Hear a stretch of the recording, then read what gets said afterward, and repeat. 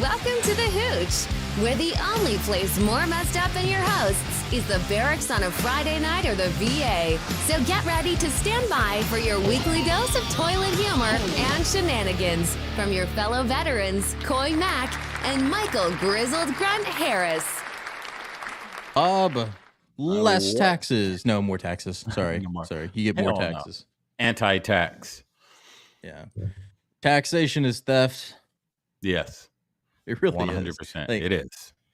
I still like that that episode of Parks and Recreation where he's like teaching the little girl how taxes work and he just keeps eating her sandwich. Yeah.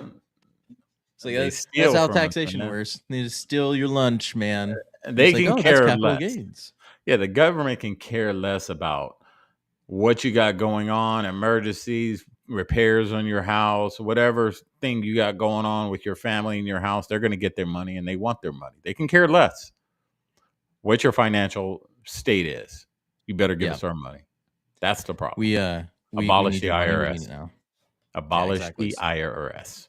Speaking of which, I don't know if anybody else is having this issue, but we still have yet to get our tax returns. Because you're not going to get them back. The IRS doesn't exist anymore, technically. Yeah. So like we have thank you, white hats.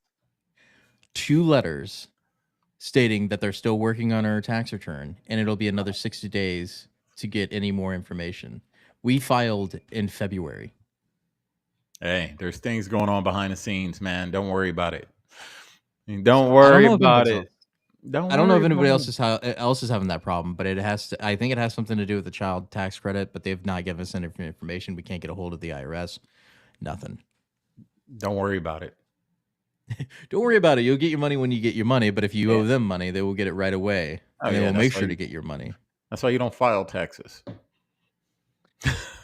Yeah. That's why you don't do it. But you pay them. I'll pay them. Take it.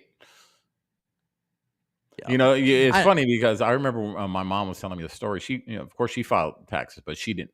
She pays her taxes, but she didn't file for a few years.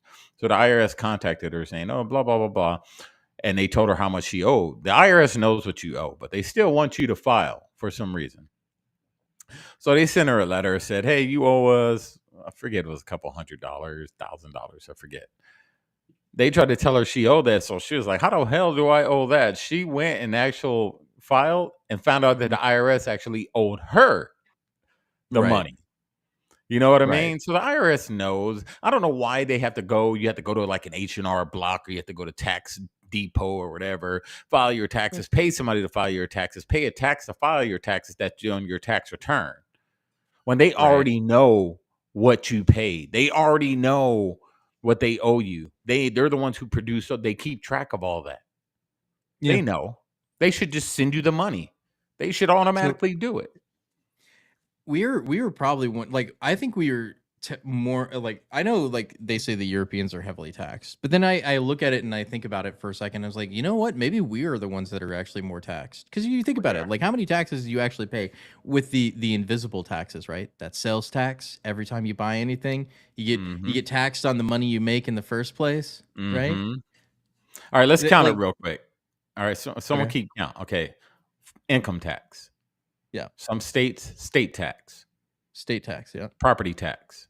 Property tax. Sales tax, which encompasses many things. Gas, food, all this stuff. Cell phone tax. Taxes on your rent. City tax in New York. Yeah. Tolls. Tolls. That's another tax. Shoot. Oh, registration tax. I mean, we're licensing tax and all licensing tax. So when you look at your check and people, they're talking about, when the rich or the politicians say, "Oh, the middle class or the lower class won't pay this amount of tax." Okay, so be it. But you're not counting all the other taxes. So when you break down taxes, you're probably paying about 50% of your income into taxes. Yeah, that's what Mr. So-and-so is saying. Is that it's 55%. Yeah, that's right. About 55%. So you're paying a total of 55% in taxes. You count the tax that comes out immediately. Oh, That's income tax, property tax, right. state Utility tax. taxes, Yep, and then you got your utility sin tax. taxes. So when you start adding up all these taxes, that's about 50-something%. And you're not even counting food. A lot of people go to the grocery store 2-3 times a month. That's another tax added, gas. You got to fill up your car. That's You another get tax taxed to added. eat. Yeah. Yep, you get taxed at a restaurant on top of tips, on top of this. It's ridiculous, man. Americans pay a lot in taxes if you really think about Mhm. it. There's a lot of taxes in all And of then, these systems. and And then then where what are does you that getting come? for it? What are you War, getting? war, Right. war. Like you still can't get that pothole fixed on your street, but we can fund wars indefinitely, right? That's the Yep. way it goes. Or But you can't get your tax return on time, but then they could fund wars. And another thing on your tax return, are they going to pay interest on that late return? no, no, Oh, of they course should, but they're not. not. They're not going to pay Yeah. interest on that. But God forbid they will charge you interest for what you owe. Right. I filed early because that's what we do, right? Because we want to get our tax return as soon as possible, right? Because it's our money. Mm-hmm. File it as soon as possible. And they're supposed to do it in a relatively normal time frame. Right? They want you to make sure you file it by April 15th every year. And if you don't, you get effed with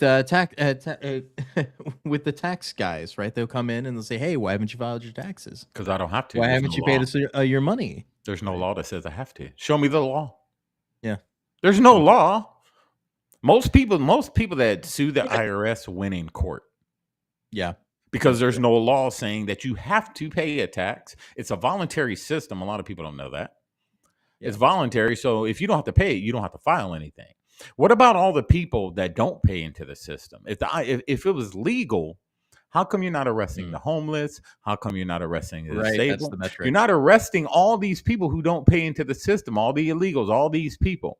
It's only the people that make a little bit of money. Only if you make money are you Yeah. eligible for taxes. Then that No. means it's a voluntary system. Because back in the day, if it was not a voluntary system, they'd come and beat you for it or put you in Mhm. debtor's prison or something else like that. Right? You can't pay your taxes, you go to jail. It's a In voluntary system. non-voluntary systems. Yeah. This is why the IRS doesn't really go after people, because they know it's a voluntary system. They know they're going to lose in court when it sits in front of a judge. A judge is going to be like, well, show me the law. The IRS is going to be like, well, there's no law. So how can you, in something that hasn't been ratified by the Congress, how can you sit up here and hold somebody accountable for not paying something that's not even legal? It's voluntary. I'm just saying. Look into the tax code. It's supposed to be a voluntary system for sure. Yeah. And it's a 10,000 page tax code anyway. The average American doesn't understand it. Like I don't. Right.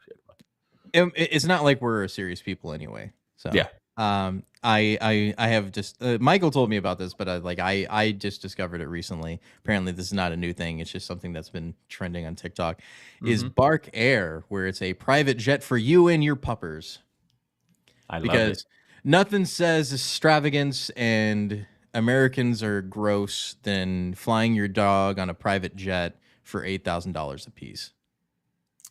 A dog a piece, or no? For you and your dog, $8,000. That's one dog for one seat. That's for one dog for one seat. I have a lap dog, so she would be able to count, dude. A very different kind of airline will begin operating today. It's Target Flyer Dogs. The carrier, dubbed Bark Air, says its motto is that no dog should fly in a crate. Reporter Steve Futterman has more. Matt Meeker is the CEO of Bark Air. We've tried to build an experience for the dog that is as low anxiety and low stress as possible. The initial plan is to have one flight each way each week between New York and Los Angeles, every other week between New York and London. Each dog must be accompanied by a person. Information is gathered about the dog before the flight. If they are an experienced flyer, if they're anxious, if they get along well with other dogs. The first flights will be on smaller private Gulfstream jets, only 10 dogs per flight, and it isn't cheap. $6,000 each way for the LA flights, $8,000 for the London flights. For NPR News, I'm a very different. That's each way? No, that's one way. That's one way. No, he says 6,000 each way. Was it each way? I missed it. I thought it was one. Six. So that's $12,000 for a round trip flight. Yeah. Oh man, I don't know about that. So, but you can already imagine how the influencers are taking it. So that's the thing, because they're making their own little. Oh, I wonder if I can we're invest pampering in my this. pupper. I wonder how much it costs to invest in this. No idea. There's a I lot don't of know how they're gonna make money other than milking off of rich people with more money than sense. Watch that song. Yeah. Might get a. Okay, We're about let's to see. fly Bark Air on their inaugural flight. And of course I recorded the whole thing. The experience started when we landed in New York with a car for Brooklyn, I guess, not me. The car took us to the private terminal of this airport where we got to meet the captain. Brooklyn got her passport. And the nice thing about this being a private charter is because you're flying out of private airports, there is no TSA line, there's no waiting. And then when it was time to get on the plane, the dogs got to go potty and then they just walked us right to the plane. Bark let me bring my mom, which was so sweet, so that she could experience this. By the time we got on, all of the dogs had already met, so we just got to settle on the plane. We had But this is why people get upset at Americans, is that you want to radicalize somebody against America. This is like the best video for it. It's like, oh yeah, you know how you're starving in this backwoods in this little F nowhere? That's Do you know that Americans take their dogs on flights for $8,000 a piece? This is true.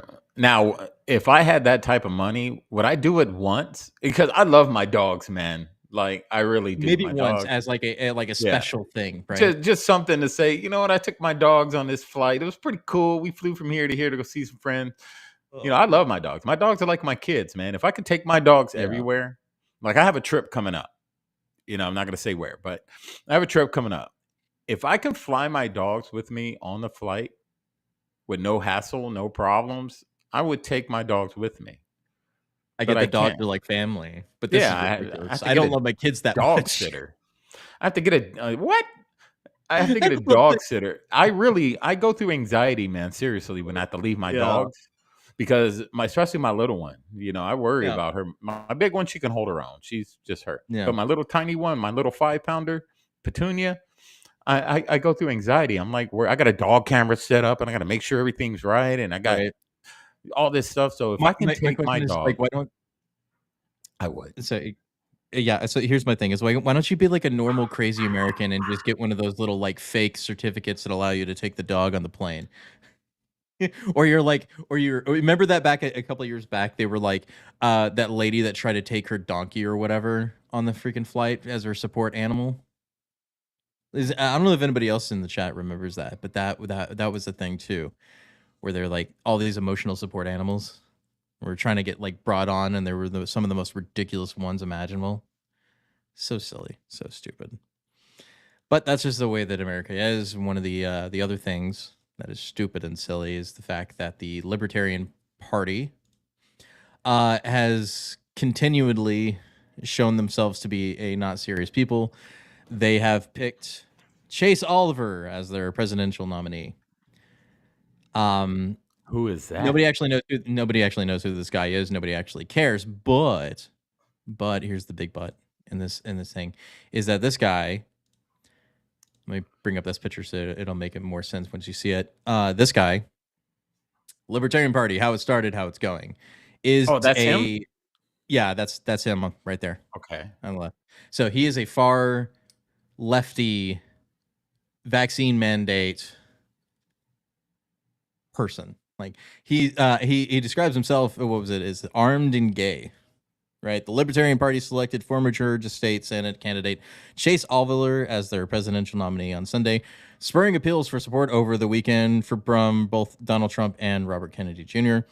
The selection of Oliver, who described himself as armed and gay, and whose third-party candidacy helped force a runoff in Georgia State Senate race in 2022. It came a day after Donald Trump suggested she should be the best nominee for the party, drawing sustained chorus of boos. So this guy is not what I would picture as a libertarian. He's a lino. Yeah, a libertarian in name only. He's a lino. Yeah, he's a lino. I do believe this guy is probably just a plant from the Democrats in order to keep the Libertarian Party a unserious party. Well, and it can also be a plant for the LGBTQAI LMNOP STPQRS party people. to kind of take votes and steer it that way. Because if you know how most people, especially on the left and people in the center, not most, some, they usually vote for people they can relate to on a social status. Right. So gay, black, white, they don't vote on policy. They vote on status. So it could be a way to try to steal votes from the Don. He's also open borders. I forgot to mention that. That was the other thing. He's an open borders guy, which most libertarians in the Libertarian Party are pretty like free market, open border type people. But the point is that he's more of a leftist than a libertarian member. So I don't understand how the libertarians voted for this guy. Like, God love the libertarians, but you are unserious party because you can't get your act together and you keep nominating crazy people. Gary Johnson was probably the closest you're ever going to get to an actual national candidate. And that guy messed it up by saying, what is Aleppo? Yeah. I mean, look at Ron Paul. Yeah. You know, those are very real libertarians, in my opinion. Real libertarians, and they just kind of pushed them to the side. They mocked Ron Paul. They laughed at him, and they didn't take him seriously. And now so we have this. Exactly. So here's the difference between us. Like, we were little L libertarians. We like, no wars. We believe closed borders and actual controlled immigration is a good thing because you let too many people that don't actually care about your country and they destroy it, right? Mm-hmm. Just like you would open your front door and say, hey, everybody outside, come in. And all the homeless people just funnel into your house. That wouldn't actually make a very good fun time for you and living in your home, would it? You wouldn't. No. Why would you do that to your nation? Why would you let somebody who doesn't live there come into your house, who doesn't actually care about your house, and that you're not going to have to pay for any of the things that are in the house and not going to have to repair the things they destroy? So, yeah, because they consider America a colonizer country. Yeah. So they can care less who comes in here because they don't believe the people that found this country and the people that live here, they don't believe this is really our country. We're all colonizers. So This is why they're so down with the open border, because anyone should be able to come to a country that's colonized by colonizers.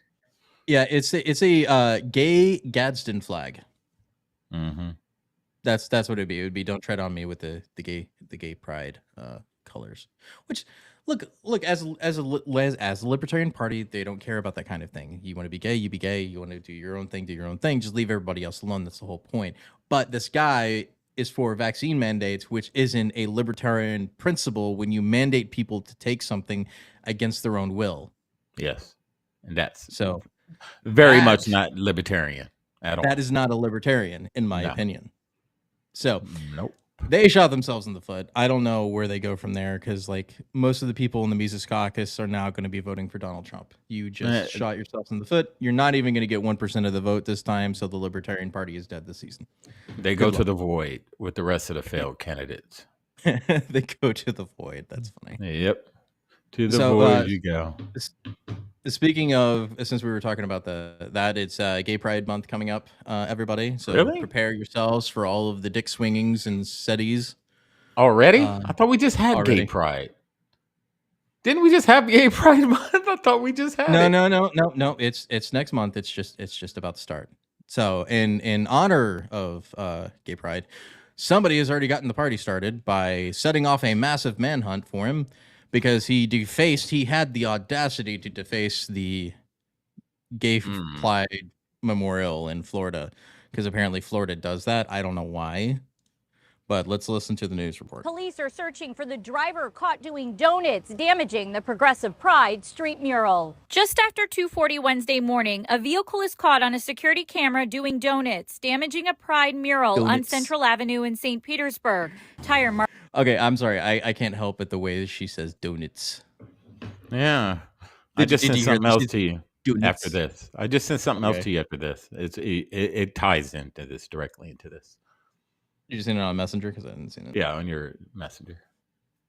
Marks still visible on the street. My reaction is disappointment, not surprise. I think anytime we're in a situation where we have public displays of pride, our authentic selves, people are going to have a reaction to it. Dr. Byron Green Collish is president of St. Pete Pride. He feels someone targeted the mural. He says the mural is visual representation that everyone is welcomed here. The mural is really a public love letter to the residents of St. Pete. Being able to collaborate with the city and other pride organizations here in the city really feels like love and home. St. Pete police say over the past week, 2 different vehicles have left tire marks on the mural.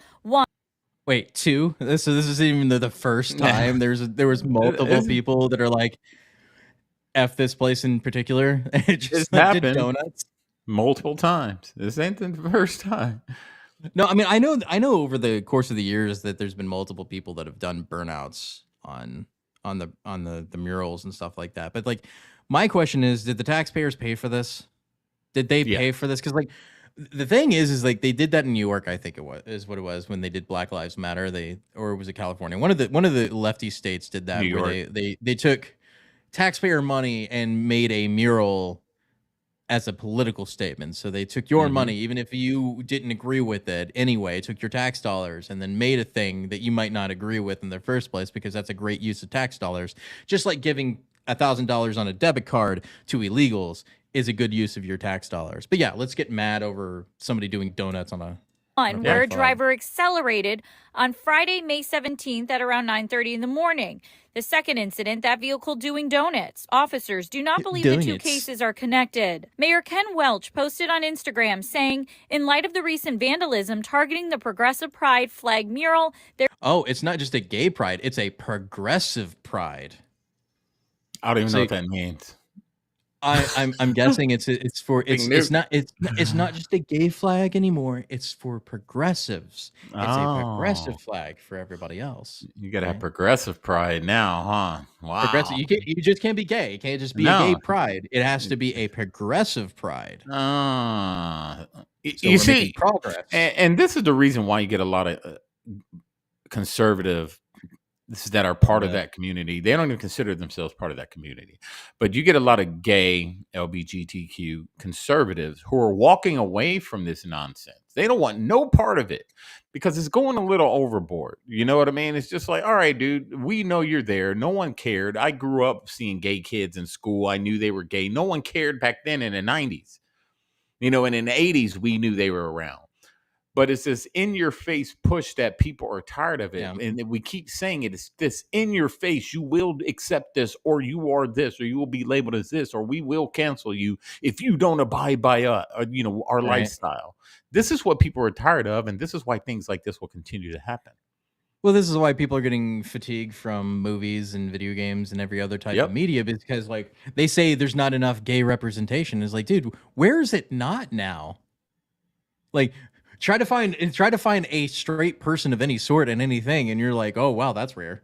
Like it's not like it used to be. Like you can't say you're not representative. It's everywhere.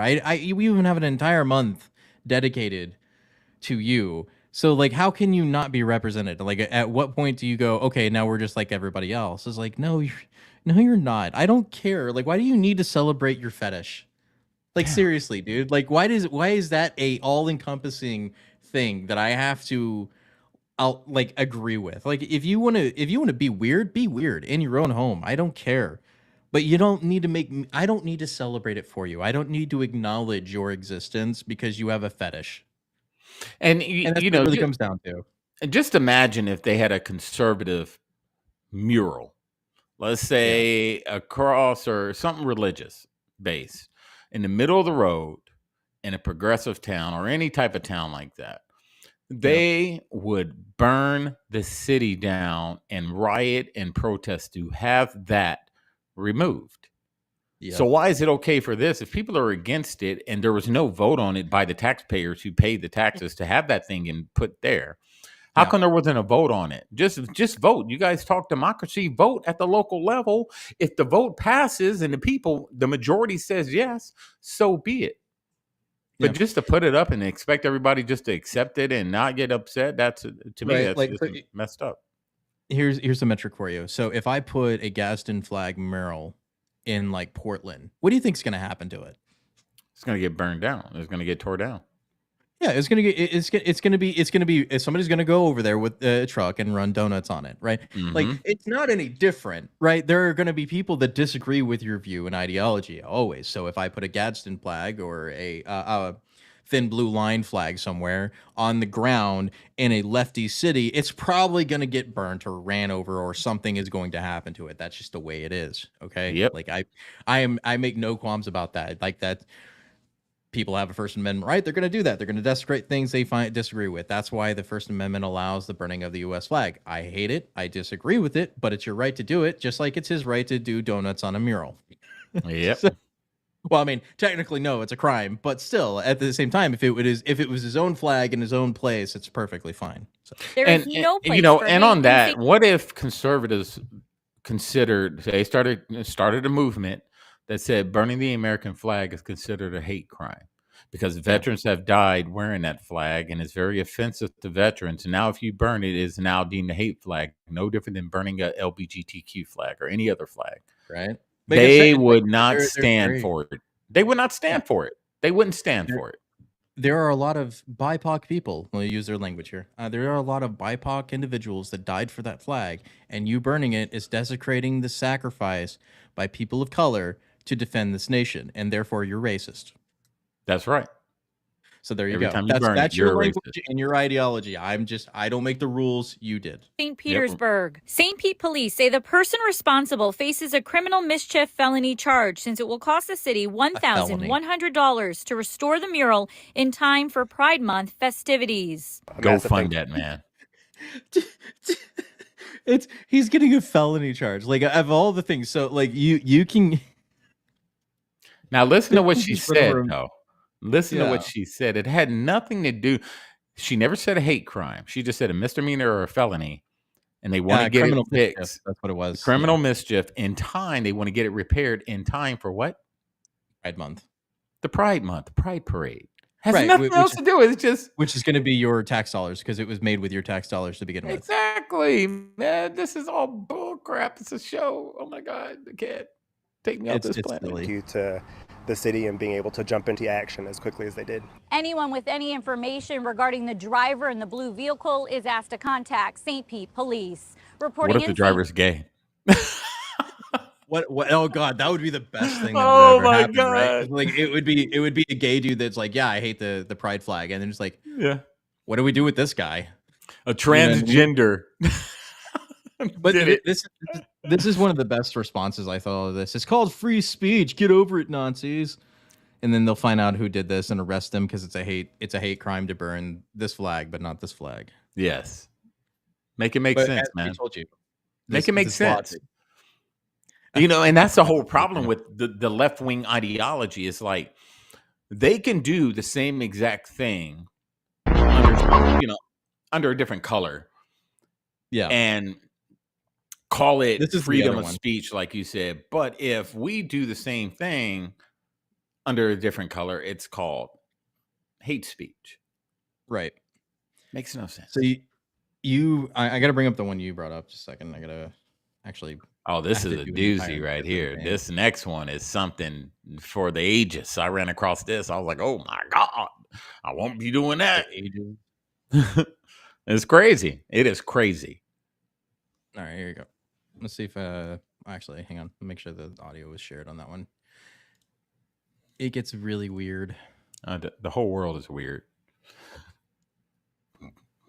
There you go. Disney World is requiring all guests to wear pride pins. This will be effective starting June 1st to celebrate Pride Month, and this mandate will last through June 30th. Guests who enter Disney World in June will need to buy their pride pin at the entrance of the park to show their support as an ally. If you have already bought a pride pin, you do not need to buy a new one each time you enter. Anyone caught not wearing a pride pin will be asked to put one on or will be removed from the park by security. Disney wants to... You know what that reminds me of?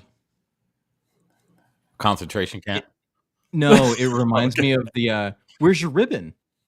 Yeah. Why aren't you wearing the ribbon? I want to wear the ribbon. I remember that was from Seinfeld, right? Yeah, from Seinfeld. He's like, but I don't want to wear the ribbon. You got to wear the ribbon. Why aren't you wearing the ribbon? Like, that's the same thing. It's like you got to wear the pin, man. Yeah, you got to wear it to show your support, to say that you're an ally. So they're pretty much forcing you to wear a pin of something you don't agree with, or you're going to get kicked out. And it's not that they're giving you the pen for free. You have to buy the pen. Right. And then They're force mandating it. you to buy something. Yeah. So summer break, my kid's out of summer for June.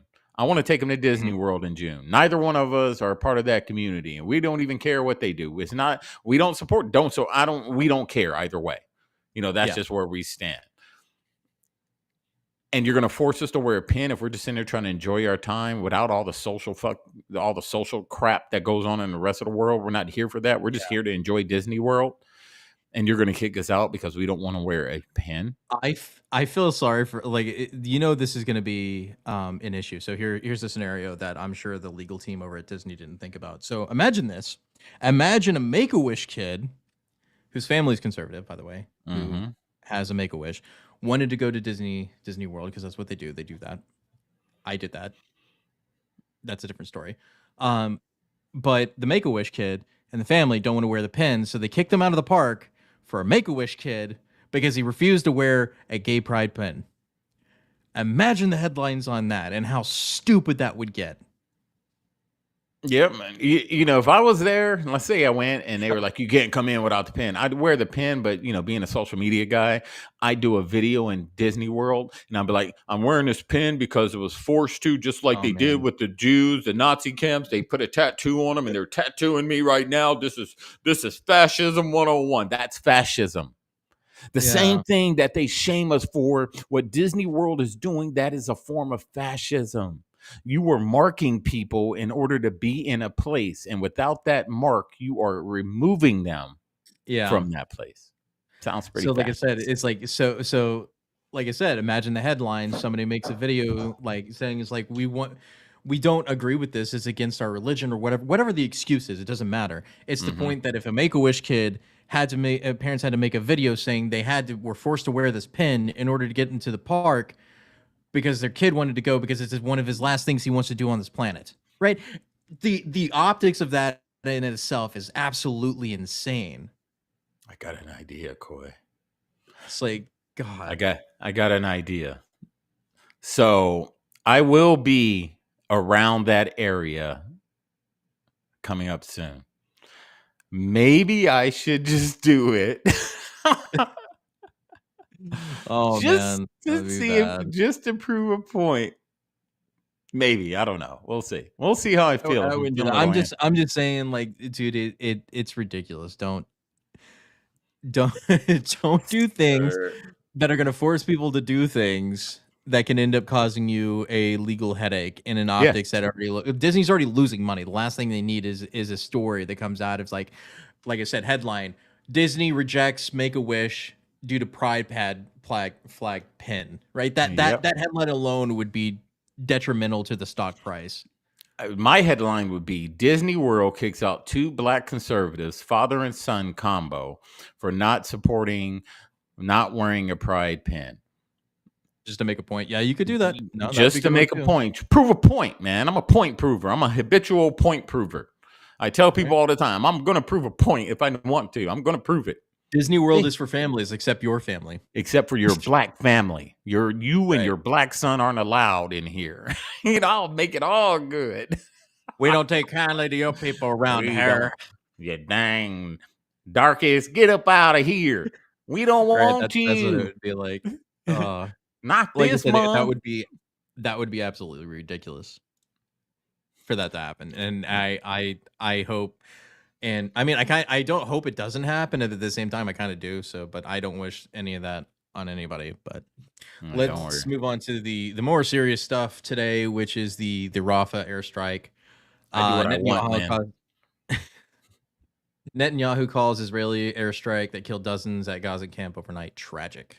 So, as I don't know if anybody's following this reporting, is that the Israelis conducted an airstrike, So here's the thing: they were trying to kill 2 operatives of Hamas, according to the reporting, in a building. Just 2? The building, the strike worked. They killed the guys, but incidentally, things happened that were unforeseen. And those unforeseen things were they're claiming either munitions that were being held in the building or close nearby exploded, causing the fire, which tore through the camp, or there was an unintended fuel tank next to the place they were doing an airstrike that exploded and then burned the refugee camp down. It wasn't our fault. We weren't intending to do it. It just happens to be that it happened. That's the story they're going with right now. Is that it kind of just happened. Like everything else in this war that we've seen up until this point. They like when you target a aid, which we covered before, the aid trucks, right? Where they shot it, they moved to another vehicle and then shot it again and then again. Right. So I'm gonna take the word of the Israelis who targeted an aid truck not once, not twice, but 3 times, saying it was unintentional. Yeah, I'm gonna take your word for it. Yeah, I'm really gonna take your word for it. I want to go back to how you started. How many people were they trying to kill in airstrike? Did you say 2? 2. I said 2. 2 high value targets. A whole 2. Why didn't they just go in there and just? Why? That's been my question about the. Okay, why would you need munitions for that? Israelis this entire time. So like, Wow.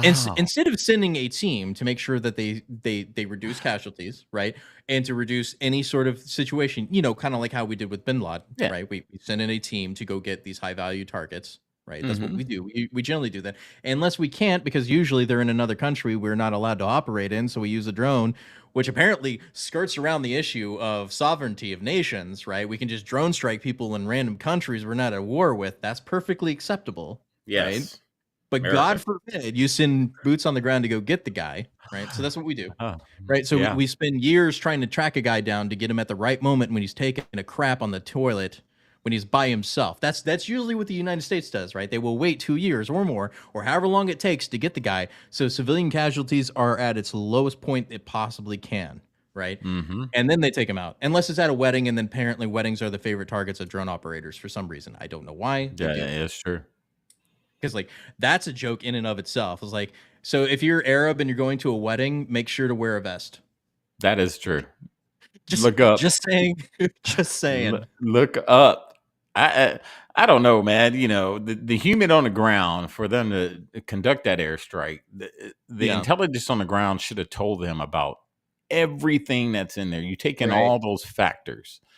For a whole two guys. So in order to get 2 guys, you guys claim to be. Yeah. So in order to kill 2 guys, they killed 45 civilians overall for 2 dudes, just 2 guys. And we've discussed it before. Yes. Do we understand there's collateral damage in every conflict? And anytime you go to war, there is a possibility that there will be some collateral damage of friendlies or innocents, right? But 45 is a lot more than collateral, dude. That's a platoon. That's a whoops of ginormous proportion. That's not even like an oopsie daisy. That's like, oh man, we fucked up. That's a platoon. That's what it is. Yeah. I mean, that's the stuff terrorists do when they set off car bombs in marketplaces. That's the amount of people that they take out, maybe, and sometimes more. 45 people. So is that 45 extra, or is that 45 with the 2? No. That's 47 in total so far. There's over 250 people that are injured, 45 that are dead for 2 dudes. 2 whole dudes. And I bet they high-fived each other afterwards. Like, yeah, good job, they did. man. That's good the worst job. part about this is that there are tweets.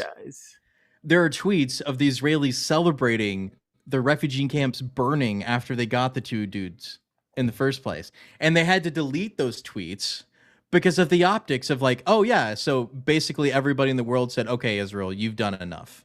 You've done enough. It's done. You're done. You're done. They wonder why the ICC wants them. Yeah. So here's the killing civilians, man.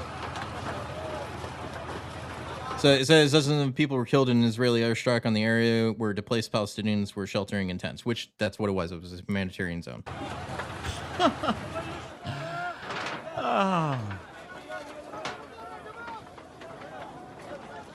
And I wish I could show some of the videos on here, but I know YouTube doesn't like that. But the children. Okay, so here's the thing. They have no hospitals. They also have no anesthetics. And the children that are getting burnt alive have no way to minimize the pain that they're being inflicted upon them because they just happen to be there. They just happen to be living there because their parents ran there because the Israelis told them it was safe. That's the biggest issue of this whole thing. And again, they told him it was safe. Coy and I and Marlon and all of us have talked about many times. We understand enemy combatants. You know, if you're taking a fight to the enemy and there's some type of collateral damage, so be it. If you're getting directly fired at and you... Oh, we lose Michael.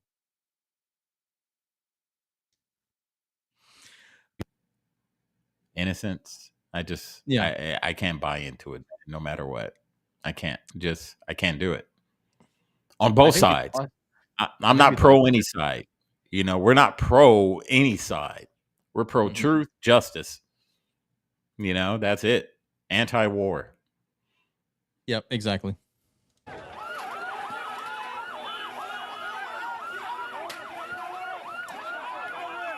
So the airstrike sparked a fire that tore across the Tel Al Sultan neighborhood, in the Gaza Health Ministry said that the majority of those killed were women and children, which doesn't surprise me. It was a humanitarian center.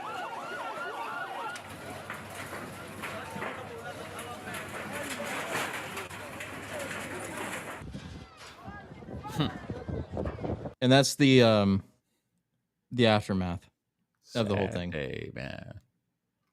It, like I said, it's just the point that it's not just this incident that's happened. It's the multiple times that they've done this, where they say they're trying to keep civilian casualties low, but then they still keep killing more civilians in order to get one person or two persons or whatever else it is. Right? They keep saying they're trying to keep casualties at a minimum, but I haven't seen any evidence that they're actually doing that. They keep saying they're doing that, but there's no evidence that they're actually doing that. That's the thing that's irritating me about the whole situation. That, and we're paying for it. That's the other irritating thing for me, is that we're paying for it in the first place. Wow. And, you know, disclaimer again, and we're going to keep saying this. We think both sides are guilty of heinous crimes. Both. Yeah. Israel, the IDF, and Hamas. Not the people. This is not attack against the innocent people that are caught in the middle of this everything is a rich man's trick war. Exactly. You know, they're the victims of all this. I can care less if the IDF and Hamas want to take each other out completely, so be it. Let them have at it. But go out there in the desert and fight it out like men. You know, take it out in the field. Why do you got to do it in cities where there are innocent people in there trying to duck down from the bombs too? And you just indiscriminately just bomb a place knowing you know that there's women and children in there? You know this? You knew there were women and children in there before you dropped the bombs. The people in charge should have said, no, those targets aren't that important. We don't want to kill these people.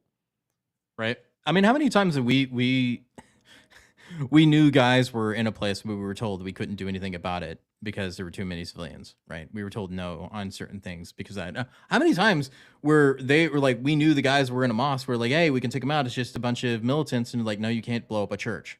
Yep. Basically, there's tons of times where we could have done that, but we didn't do that. That's right.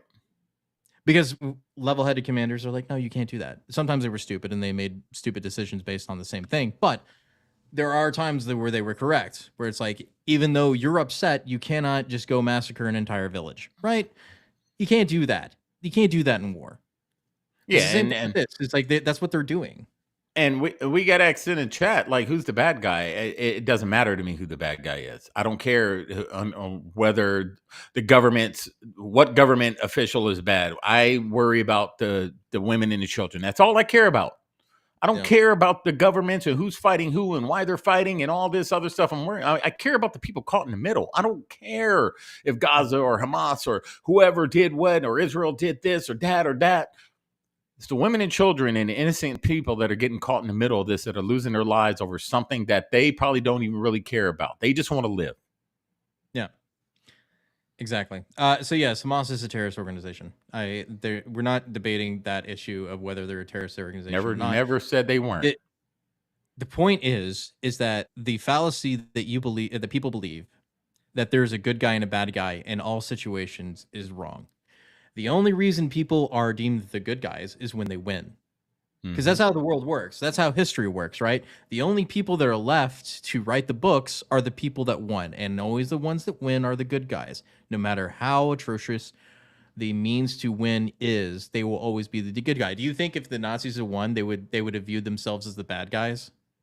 No, they would have made the propaganda be that the Americans were evil and that they had to be destroyed. Same thing with the French and the English and whatever rationale or reason it was. They would have made the same exact reasons that they were the good guys and the Americans and the Allied powers were evil. Right? It's the same thing. It doesn't matter what group it is. They will always believe themselves to be the good guy. No villain believes themselves to be a villain. They believe they're the protagonist and the good guy. And they believe they're right. And on that, us looking on the outside looking in, we are fed who the good guys and the bad guys are in every conflict. On the ground, each side thinks their side is just. So Hamas thinks their fight is just. Israel thinks their side is just. Us over here in the West, from the outside looking in, we're fed who the good guy is. We're fed who the bad guy is. This is why I don't pick sides. Because we're fed whatever they want to feed us. Makes us pick a side. I don't pick sides. I think Chris is right on that one. Yeah, the people on the ground, it's their fight. I'm just on the outside looking in. Leave the women and children out of it. If you want to go out in the middle of the desert and blow each other to smithereens, do that. Yeah.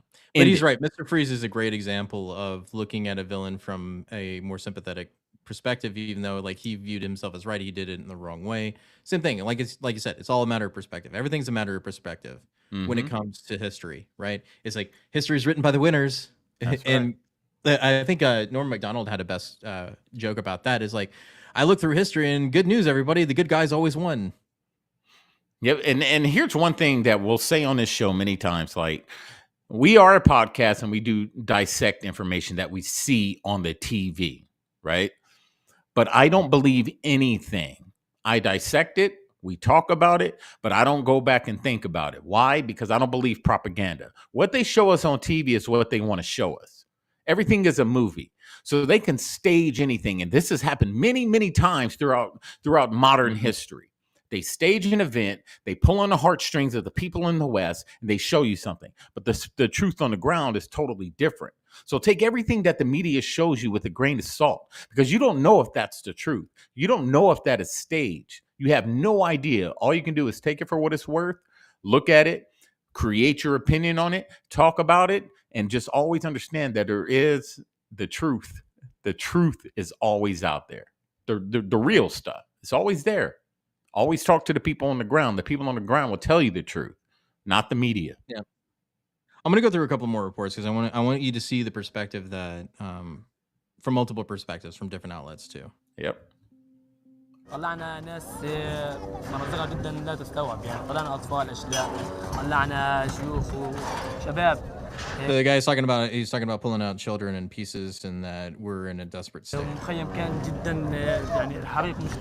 A camp housing displaced Palestinians caught fire after an Israeli airstrike in Rafah. At least 45 people were killed, pushing the overall Palestinian death toll above 36,000, according to the Gaza Health Ministry. On Tuesday, the Israeli... Mind you, the Gaza Health Ministry is run by Hamas. The actual numbers of what we know could be more, it could be less. Nobody has an exact total. Israeli military said an initial investigation found the fire was caused by a secondary explosion. A spokesman said the munitions used were too small to be the source. They were targeting what they said was the position of two senior Hamas militants. Just days ago. But again, they were in a refugee camp and showing blatant disregard for refugees, targeted the refugee camp when they probably could have sent a team to get these guys instead, which would have made more sense. So just putting that out. The ICJ demanded that Israel halt this offensive in Rafah. The WHO says hospitals are overwhelmed, and only 3 of their 68 trucks have been permitted through the Kerem Shalom crossing since the Rafah incursion began.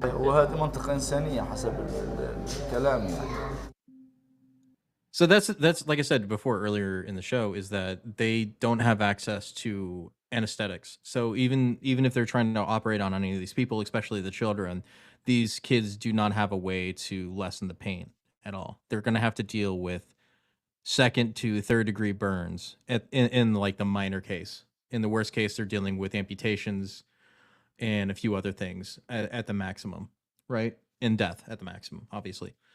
But like, if you've ever had a major burn, you know how terrible that pain is. Your nerves are shot and on fire. Like it doesn't matter if it was a secondary explosion, you still caused that. And it's just another sand on the pile of the heap that you keep putting on in this war for showing blatant disregard for the lives of Palestinians while conducting your warfare campaign. I get it. You claim it's self-defense. We've talked about this before. There's self-defense to a point. You can't go to somebody's house, kill their family, and burn down their home and call that self-defense, because it's not. That's just Murder. a blood debt. That's what that is. It's a blood debt at that point. And that's what they're coming into. And so here's one more report before I get to the Piers Morgan interview, because there's really his interview happened 3 weeks ago before this, and I want you to show my case for why I believe they have a blatant disregard for civilian lives. You're not showing it. No, sorry. 3 European nations formally recognized an independent Palestinian state. Eyewitness News reporter Darla Miles is following the developments from the newsroom. Darla. Joe, 140 countries, which is more than 2/3 of the United Nations, already recognize a Palestinian state. Today, Spain, Ireland, and Norway joined that list of countries in hopes of building more momentum to end the 8-month-long war and finally bring peace to the Middle East. Hundreds of refugees in a tent camp in Rafah. 1 minute, they're safely sitting among other displaced Palestinians. The next, rockets are flying over their heads. Their tents engulfed in flames. People running, screaming in horror, and once again trying to find a place to live. They are told certain areas of Rafah you can't be in, this one is okay, and then a tent is bombed. 50 people killed, hundreds injured, according to the Hamas-run health ministry. The Israeli military says On his defense, it was a secondary explosion that caused the fire, according to the reports. They weren't actually bombed directly. Just clarification there from his statement. it was conducting an intelligence-based strike, which killed 2 senior Hamas officials. Which is the question, like you brought up before on HUMIT, which it means human intelligence. What was the human intelligence on the ground that made you believe that there wasn't going to be any secondary explosion caused by your initial precision strike?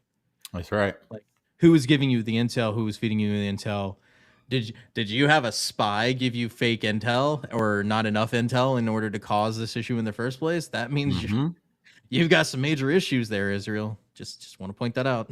Israeli Prime Minister Benjamin Netanyahu calls the airstrike a tragic mishap, saying there was a Mind you, he also did that press conference in Hebrew. He didn't do it in English, so it wasn't meant for us. It was meant for the Israelis to try to simmer things down, because he's facing a bunch of riots in Israel too over a lot of this. technical failure that will be investigated. After the horrific Like I said, when they want the West to know something, they will always do it in English. If they only want their people to know something, they'll do it in Hebrew or Arabic or whatever else it is. incident, not a mishap, a horrific event, which WHO deplores the attack. The injured were treated by a WHO-supported trauma stabilization point, as well as in the 5 field hospitals. The deadly weekend airstrike some 24 hours before a coordinated plan by Spain, Norway, and Ireland to recognize a Palestinian state. This is a historic decision that has a single goal: to contribute to achieving peace between Israelis and Palestinians. The attack on a refugee camp comes after another airstrike mishap in April that killed 7 World Kitchen Aid workers. So Gaza situations are again very dire, and we do our best. But because of this massively deteriorating situations, what we need now is ceasefire. So that's where we're sitting at, right? Is that no? And I got that, Lynn. I know they speak Hebrew. I'm talking about when any sort of organization, whether they speak English or in native language, it determines the audience. Is what I was meaning by that. Yes.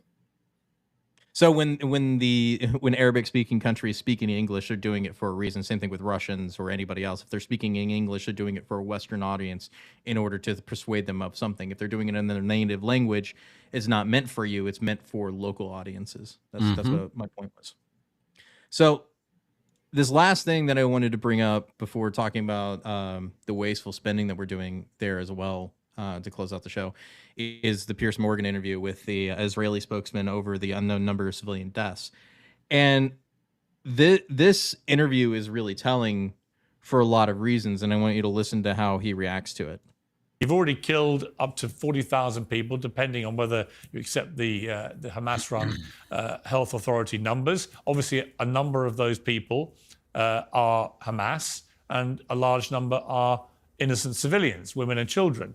And if you go into someone like Rafah, which has 1.5 million people who've been told to go there by Israel, who've been displaced from their homes, which have been destroyed. By the way, this is from 3 weeks ago. Right, so they've already gone in there and they're already starting to do operations in Rafah. Domain and gone to this refugee camp. How many could die before Israel says we can't continue this operation? Piers, we're fighting against Hamas, a genocidal terror organization. I've seen your coverage, your tremendous coverage of what Hamas did to us on October 7th. You and I know they want to do it again and again and again. That's their words, not mine. Now, we'll do what we have to do to go after Hamas, to avoid civilian casualties, something that we have successfully done. Out of that Hamas number that you just gave, more than 14,000 are terrorists that we took out. There's more than 25,000 Hamas and Islamic Jihad terrorists taken off the how many back. civilians? So I want you to remember that number. He's claiming they definitively know that they've killed 14,000 Hamas agents. Right? They don't know That's that. what they're claiming. That's what Pierce is about to bring up, is that they don't actually know that. That's BS. They think that's how many they killed, because none of the... So here's the thing that's been irritating me about the Israelis with this campaign. They haven't been doing BDAs. They haven't been doing any battle damage assessments at all. So they have no clue how many people they've actually killed. Because like I haven't seen any evidence that they've done any sort of BDA at all to determine the amount of people that they've killed. Because I know that's like the major thing with us, is that if we do a strike, we send people to go find out how many and what happened. Right? We did that all the time in Afghanistan. We did it all the time. We know how many. We know exactly how many died. And if we don't find out, we ask the villagers, "Hey, how many people are you missing?" Or do you know if your neighbor's still around? We find out somehow through either firsthand knowledge or through a source of some sort, but they are not doing that. At least not that we've seen or that they're reporting on. That's the big issue for me.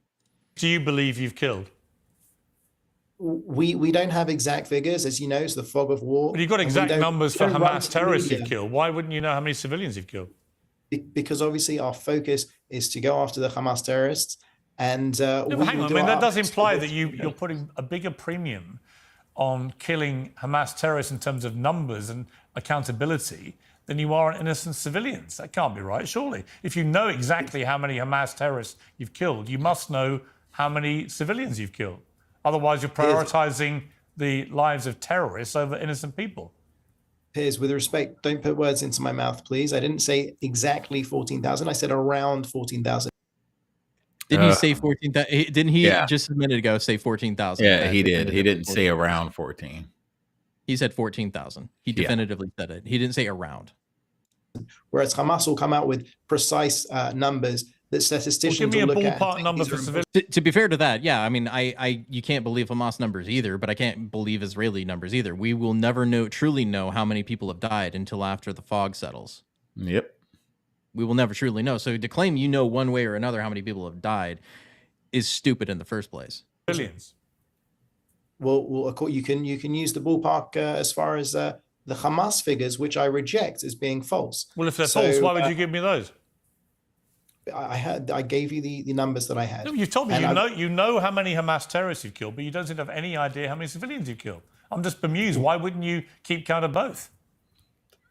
I don't have that information to give you, Piers. If I did, I would. You literally no idea how many civilians you've been killing. I can tell you definitively that our aim is to go after Hamas. No, hang on. I'm sorry to push you on this. That's quite extraordinary. You're an official spokesman for the Israeli government, and you have no idea how many civilians you've killed. I thought you just told me that you were particularly careful about not killing civilians. But if you don't know how many you've killed, how can you say that with any certainty? Because even if you were to go by a ratio of the Hamas figures, we would still be far ahead of any Western army. That wasn't my question. You know it wasn't my question. I don't have the information. His defense is that, hey, we were still killing less people than most major war powers comparatively to us. So we killed less people than the Americans killed of civilians. So we're doing okay. That's the official excuse from the Israeli government, is that we're killing less people than you guys did, so we're fine. How ridiculous is that? Oh man, how stupid and ridiculous is that from an official spokesperson?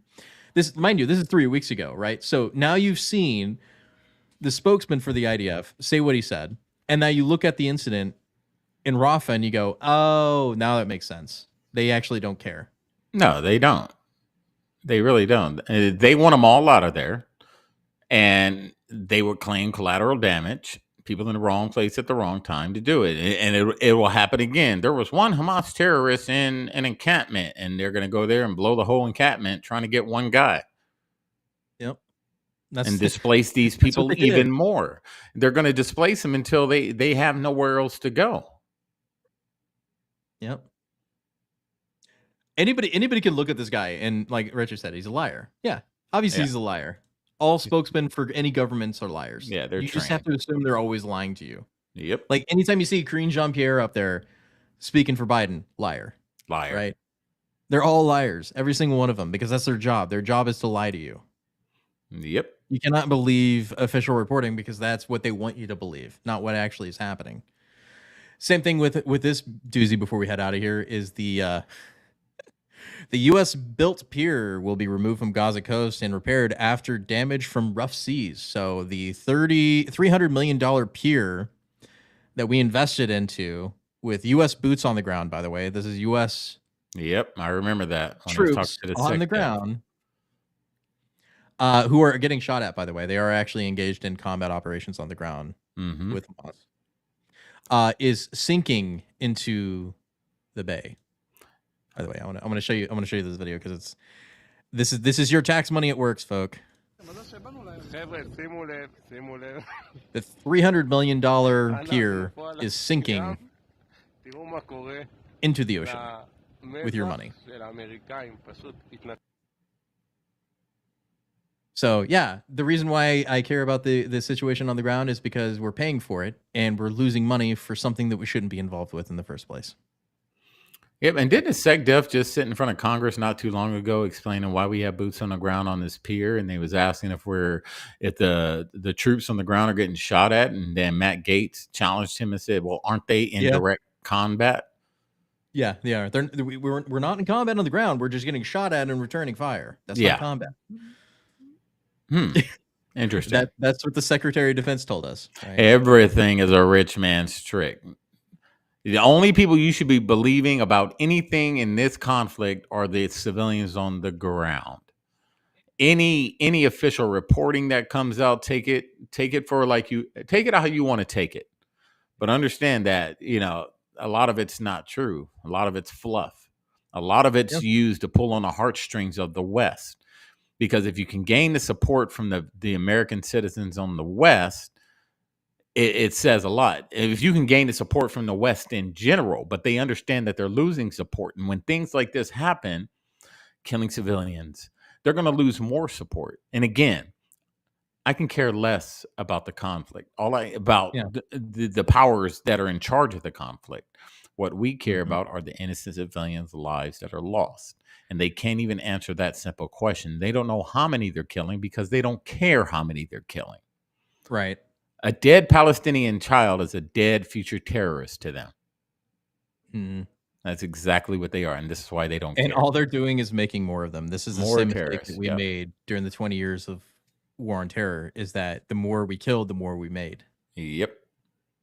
And so like they're making the same exact mistake that we made over again. And guess who's going to be left with a bill to rebuild Gaza? You think the Israelis are going to pay for that?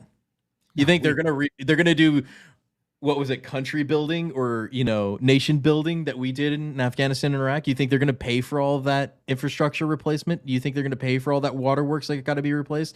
You think the food infrastructure is going to get replaced by the Israelis? No, they're not. It's going to be left to the Americans and the Europeans to pay for that. The Israelis are just going to come in, mess it all up, and then go, "Hey, can you guys help us out with this?" And I say no. They should be the ones responsible. You broke it, you bought it. Fix it yourself. And God forbid you don't help them.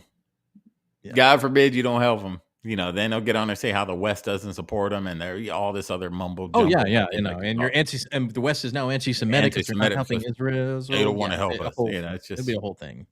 Revolving, just constant. But like I said, like they don't care, and we shouldn't be involved in this period. We shouldn't be giving the money. We shouldn't be sending munitions. We shouldn't even be sending aid because it's not our fight. It's not our problem. Nope. Because they caused the issue themselves. Hamas caused the issue themselves. The Israeli caused the issue themselves. Let them duke it out themselves, and then let them pay for fixing it once it's over. That's my thought. Let them figure it out. That's all we got to do. Just let them figure it out. Winner takes all. That's what I would say. Winner takes all. Just don't kill anybody. America's got their own problems. We got tons of issues we need to be taking care of, but all of our leaders and powers that be decide they want to siphon all the money from the United States citizen to everybody else in the world except for us. So. Yep. Anyway, that'll be it for the show tonight. We'll be back on tomorrow night to talk about Robert De Niro. I was going to cover it onto here. It's in the description, but we were going to cover it tomorrow, so I left it out. But yeah, good episode. Good time, guys. Thanks for the chat for coming out. As always, we'll see you tomorrow night at the Savage Patriots. Like, follow, share, subscribe, and we'll see you all next time. We love you, America. And we're out. War.